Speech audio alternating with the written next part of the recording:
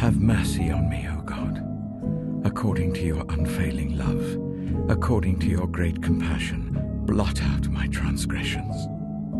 Wash away all my iniquity, and cleanse me from my sin. For I know my transgressions, and my sin is always before me. Against you, you only have I sinned, and done what is evil in your sight. So you are right in your verdict, and justified when you judge. Surely I was sinful at birth, sinful from the time my mother conceived me.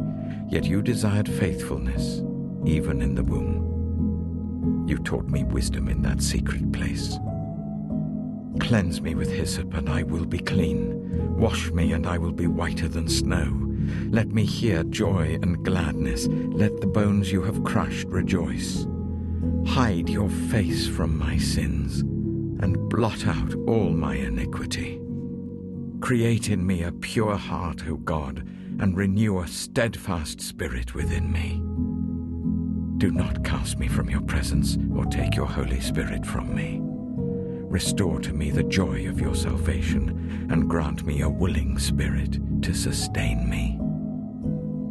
Then I will teach transgressors your ways, so that sinners will turn back to you. Deliver me from the guilt of bloodshed, O God, you who are God my Savior, and my tongue will sing of your righteousness.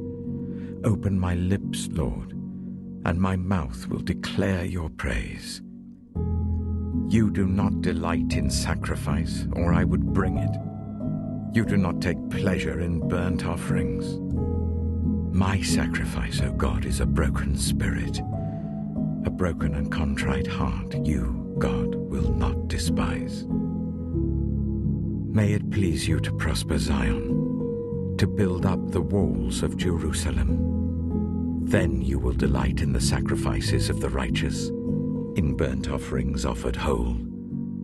Then bulls will be offered on your altar.